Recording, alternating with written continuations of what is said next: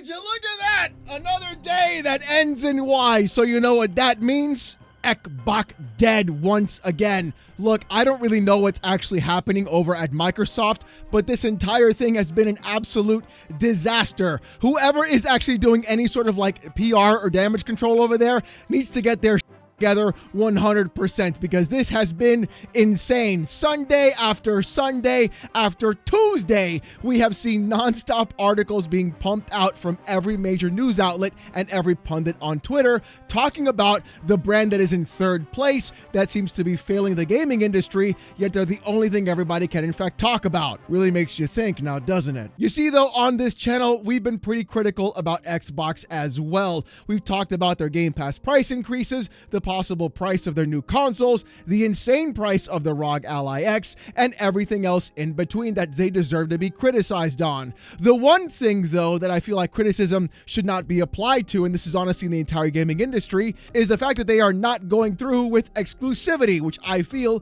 is an incredibly archaic thing. And everybody seems to be jumping on this boat as the main reason why Ekbok is in fact dead once again. No, I'm not kidding. Take a look. According to Insider Gaming, Xbox president says console exclusives are, quote, antiquated. And you know what? If you've been in the PC space for longer than 6 months, you're pretty much going to agree with that sentiment as well. The fact that you're sitting there on an open platform, having access to basically every storefront, access to practically every game, emulation, free online, and everything else, there really is no reason to go to another platform with worse services, worse performance, and having to rebuild an entire library because they want to go ahead and lock a couple of games behind a plastic box. And the funnier thing is, all those exclusives that everybody touts about, they're also coming to PC as well. In fact, sometimes 6 months to a year after release. So the idea of exclusivity being this important thing as to why Ekbok is dead really is the most stupid thing I could possibly imagine. That's not why they're having a lot of issues. People can point to that and be like, well, what about a Nintendo? And even though Nintendo has been going around trying to snap down every emulator they possibly can because clearly they don't understand what the PC gaming space is in fact doing, we can clearly see there are a lot of people who do not understand what is in fact happening with this open platform or where Xbox is even going. Oh, and if you haven't realized where Xbox is going, don't worry. This is called foreshadowing. But you know what? Let's see what Sarah Bond in fact had to say and go from there. With the quote from Sarah Bond in the article saying this: we're really seeing people evolve way past that. The biggest games in the world are available everywhere. You look at Call of Duty, you look at Minecraft, you look at Fortnite, you look at Roblox. That's actually what's really driving community in gaming. That's where people gather and they have experiences. And the idea of locking it to one store or one device is antiquated for most people. You want to be able to play with your friends anywhere, regardless of what they're on, and we're really leaning into that with this experience.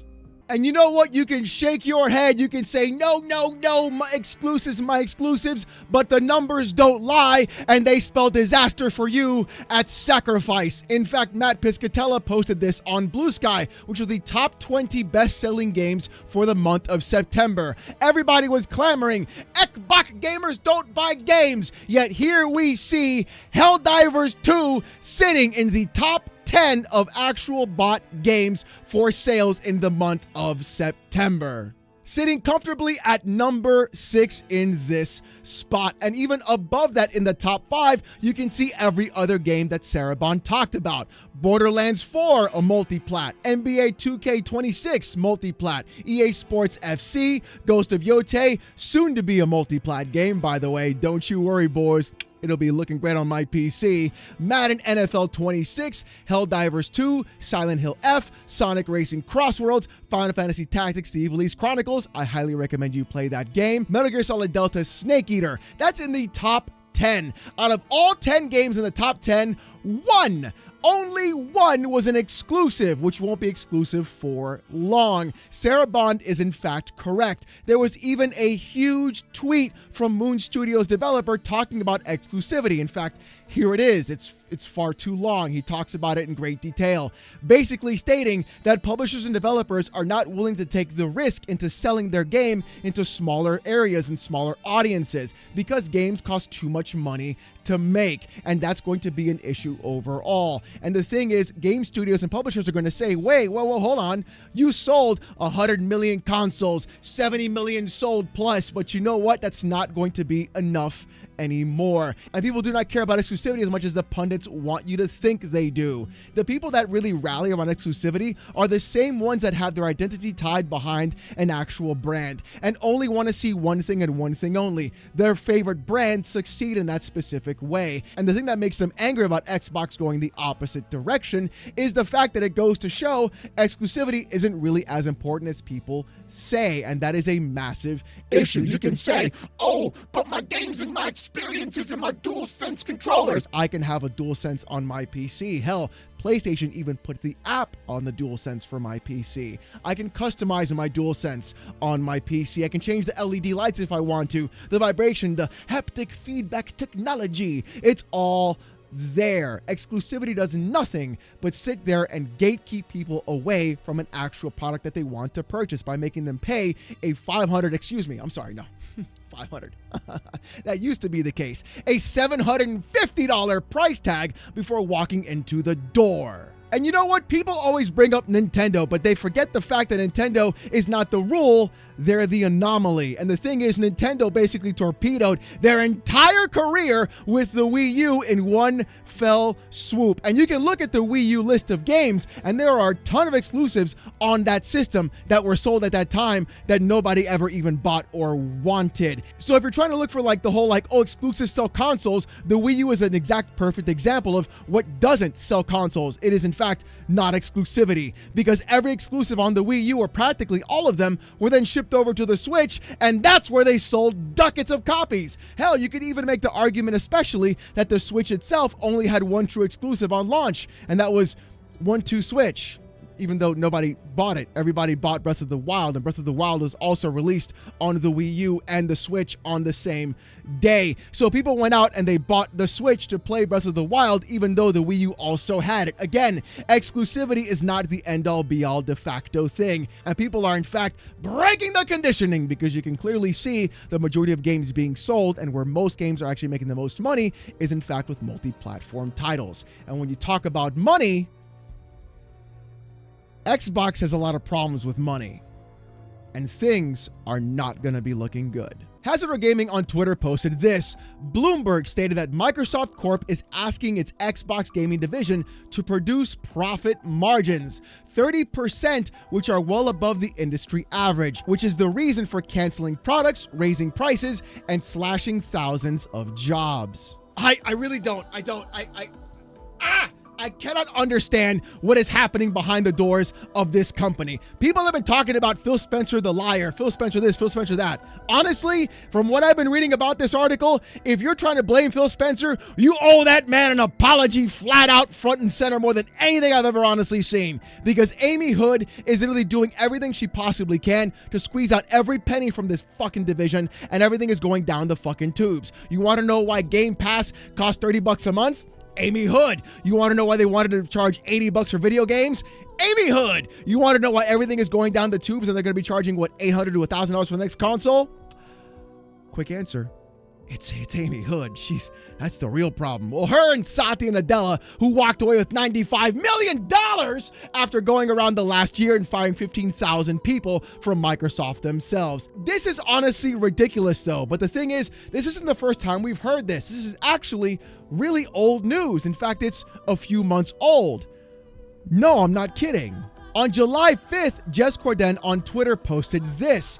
Microsoft CFO Amy Hood has given Xbox an utterly unrealistic financial requirement that is going to continue hurting the division.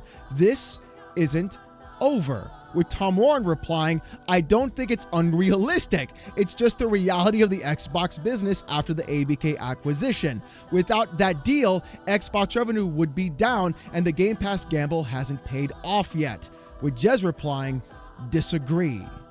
This is where I think things are going to go with this entire thing. A 30% profit margin on an entire division is absolutely, unequivocally insane. And the fact that Jez had the scoop on this months before and having it re-brought out again today really is kind of, thinking about it, a little bit concerning, don't you think? Why would something that was done 3 months ago all of a sudden be brought back out today out of nowhere? And then again, just reiterating exactly what happened before. But let's see what Bloomberg had to say and go from there. Over the past 2 years, executives at the Seattle-based software giant have set an across-the-board goal of 30% accountability margins, a term Microsoft uses in lieu of profit margins, according to people familiar with the business. The gaming division, which includes dozens of studios, has responded by canceling products, raising prices, and slashing thousands of jobs, said the people who asked not to be identified discussing non-public information. The average profit margin in the video game industry in recent years has ranged between 17% and 22%, according to estimates from S&P Global Market Intelligence, while coming in between 10% and 20% over the past 6 years at Xbox. Court documents from 2023 reveal that Microsoft's gaming business had a 12% profit margin for the first 9 months of the company's 2022 fiscal year. So this is what I'm talking about. This is the actual catalyst of everything happening right now. If you want to sit there and be like, Ekbak bad, they got no exclusive, nobody bought the game, they got a culture of non-purchase, that really isn't the issue. What the issue is Amy Hood as a CFO wanted to go through and be above what the actual market is in terms of actual accountability percentage for profit, and then going from there. Even if ABK didn't happen, in my opinion, this would still be a factor overall, because clearly things have not been going well for Xbox in the gaming space. Even if they had exclusivity, even if they didn't buy ABK, even if they didn't spend $80 billion on AI, the problem is they would have still cut those heads, they would have still cut those studios, and these lofty goals and these accountability metrics would, in my opinion, would still be placed onto Xbox in the first place. This is literally Amy Hood doing everything she possibly can to, honestly, in my opinion, destroy the actual brand, destroy the division, and basically liquidate everything across the board. This explains, in my opinion, why you saw all the price hikes with the really terrible messaging. This also explains why you saw the price hikes in the actual consoles themselves. This also explains the 15,000 layoffs and the closings of Tango Studios and other studios as well. The problem with this, though, is that they're going to try and squeeze blood from a stone, and that's going to be the opposite of what needs to happen for this company and this brand. The fact that they've produced such things like this is an Xbox, which honestly makes a lot of sense, especially with what Sarah Bond said about exclusivity. You're looking at the brand as saying, you know what, we're going to go ahead and squeeze every penny we can out of everybody instead of just going and getting more people in the first place to join your actual service and or model.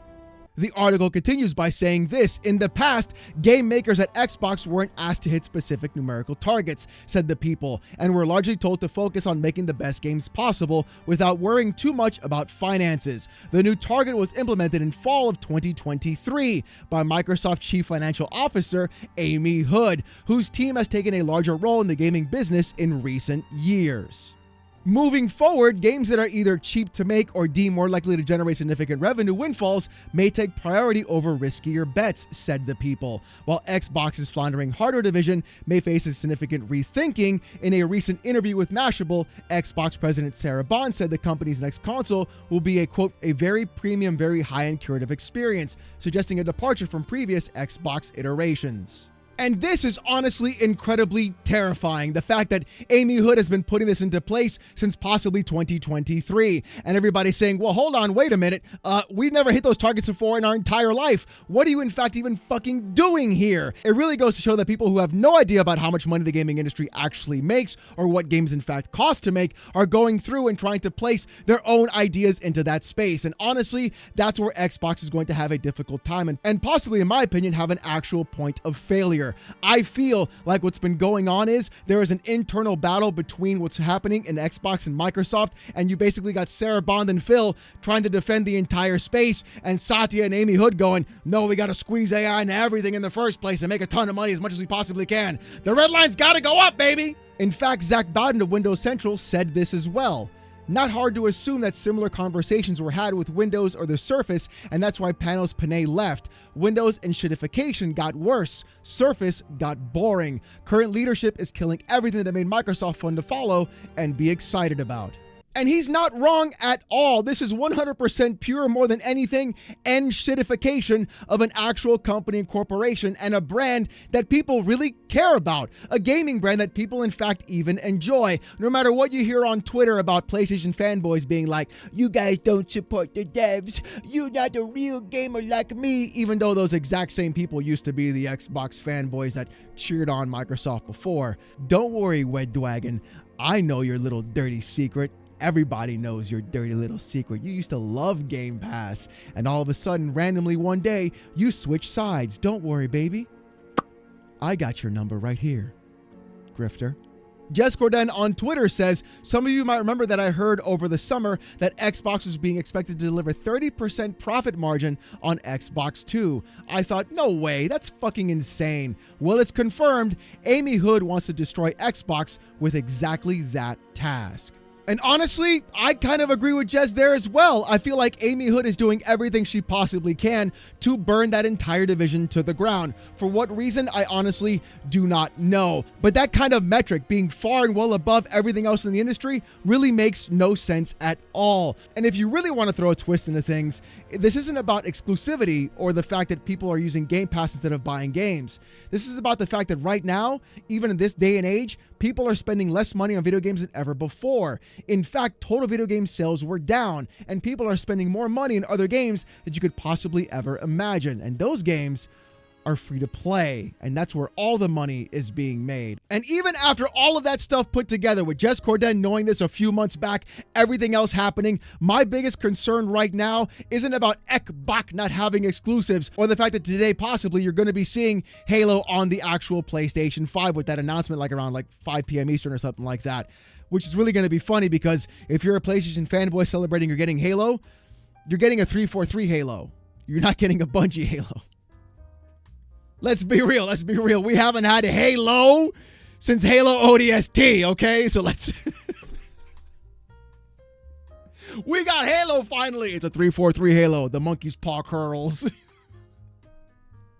Anyways, good luck with that one. You'll have fun.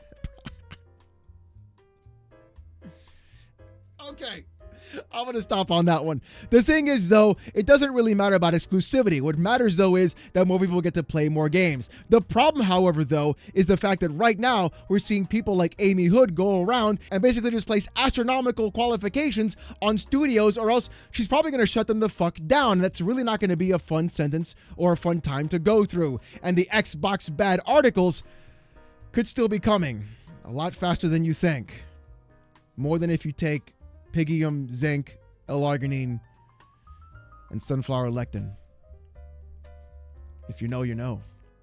But jokes aside, the biggest problem that I have with all of this is the fact that these kind of qualifications or even metrics being placed on these studios. And the crazy thing is, if these studios even hit those metrics in the first place, you're going to be seeing other companies in the gaming space do the exact same thing. Well, if they did it, we can do it too. You saw it happen with price increases from 60 to 70 bucks in the beginning of the gen. And again, from 70 to 80 with Nintendo doing it too. You saw it happen with everybody trying to increase the cost of their consoles by saying market conditions or tariffs, even though that's been debunked over and over again. This isn't about anything more than just simply greed and the line going up. And the problem is people are looking at the stupidest things like ABK, like exclusives, rather than looking at the fact that Microsoft no longer gives a fuck about Xbox and all they want to do is produce as much money as they possibly can and over every consumer and customer that is actually in that space. You know, the ones that put them there in the first place, that's who they're trying to screw. In the end, the enshittification comes for us all. So you know what? I want to hear what you guys have to say about this in the comment section down below. This is probably going to get worse before it even gets remotely better. And honestly, I'm kind of worried about the brand itself. But hopefully we don't lose this player in the space because that would mean worse things for everybody overall. But I want to hear what you guys have to say. If you want to see more of this kind of content though, more PC port reviews, gaming news, Steam Deck videos, fanboy content, live streams every Saturday night, 8:45 p.m. Eastern, subscribe to the channel. We're on our way to 96K and I just want to say thank you guys so very much. If you want Discord access, become a YouTube member. It's as low as $1. If you don't want to spend the buck, don't sweat it. Just show up Saturday nights, 8:45 p.m. Eastern, live on this channel as I get insulted with AITTS while wearing a banana suit. Trust me, you don't want to miss it. With all that being said, though, thank you guys so much for watching. Hope you have a great one, and I'll see you gooners next time. Peace!